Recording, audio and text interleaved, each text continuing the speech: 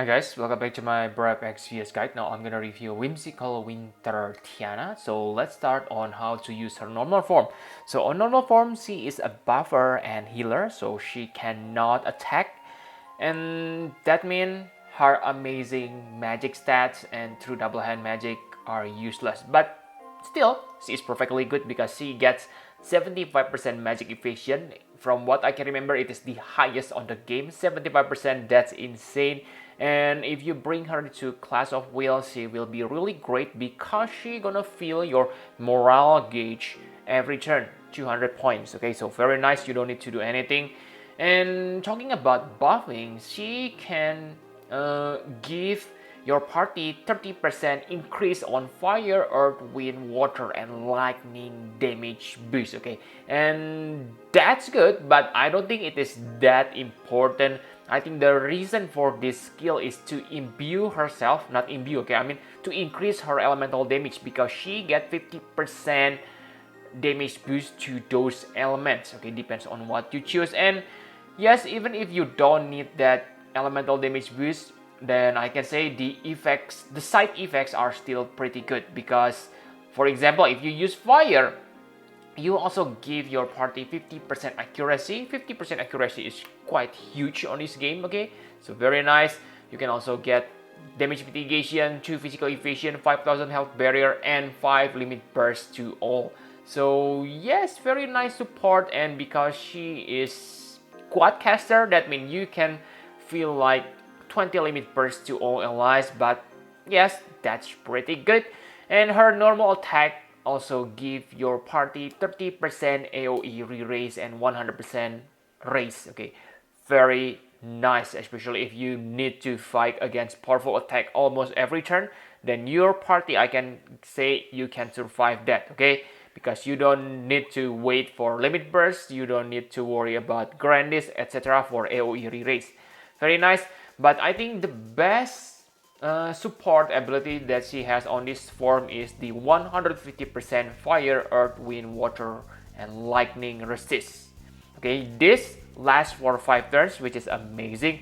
So this type of buff really important on dark vision where you don't want to take any damage. So 150% are huge, and 5 elements, that's more than half elements on this game, really amazing.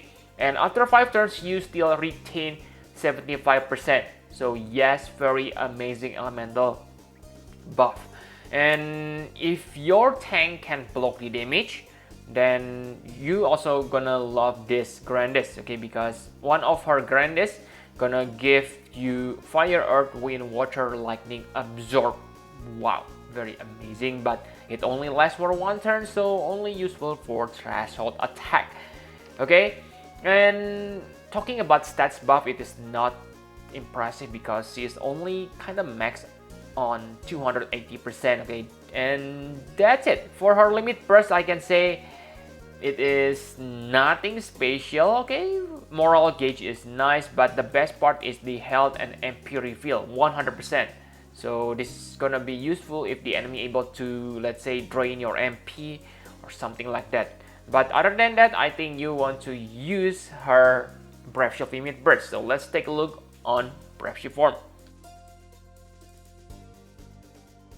On Brave Shield form, she becomes DPS character, and that means your max true double hand can be useful.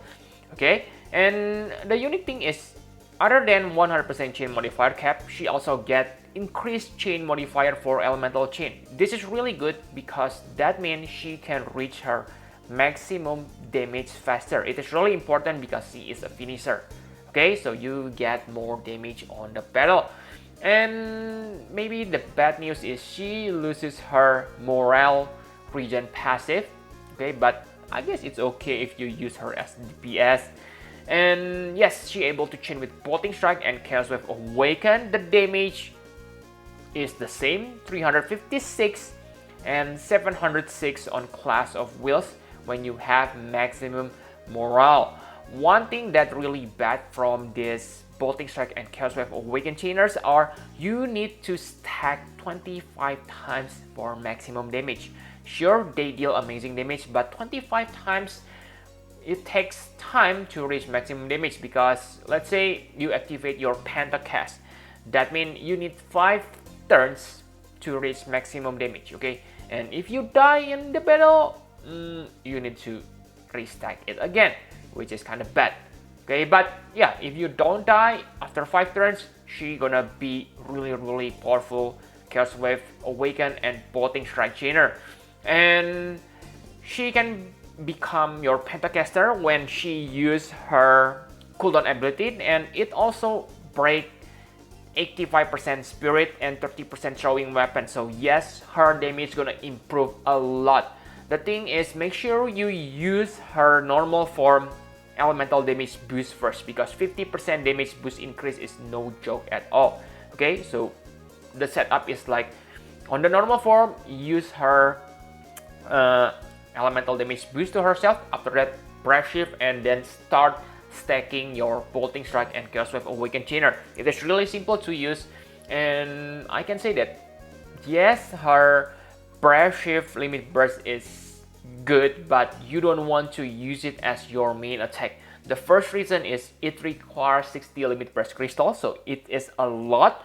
And the second reason is it deals 5 elements. Sure, it imperil all those 5 elements by 130%, but let's assume, not assume.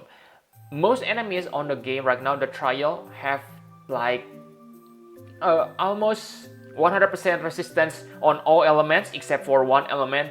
They are weak against. So this kind of ability, I can say it's not good. Okay, so you really need to have, let's say, like an enemy who doesn't have any resistance to any of these elements, okay, to get maximum benefit. And other than that, she doesn't have limit burst damage buff passive. Okay, so her limit burst damage won't be that good unless you gear her extensively, but I think it's better to focus on killers and use your normal abilities instead of this. Okay, and yes, the buff you get from this one, magic damage killer against aquatic and plant to all allies. Remember, it is only magic, not physical. Okay, so yes, I think that's all you need to know about this Breath Shift form. Now let's compare her to other mages. And the first comparison is obvious, against Igni. So I can say that Tiana has better damage modifier on Clash of Will and yes, normal content. Because like you can see that Tiana can deal like 356 while Igni only deal 316. Okay, on normal that's on normal content. On Clash of Will, Igni can deal 920 times, but it is locked to dark element. I know Tiana is locked to certain element, but she has access to 5 elements, right? And also remember that Tiana get like 100% elemental change, so she can reach maximum damage faster. It is really important for Chainer, okay, because I can say that for Igni, he requires to 20 hits, yes, 20 hits to reach maximum chain, but for Tiana you can reach it within 10 hits.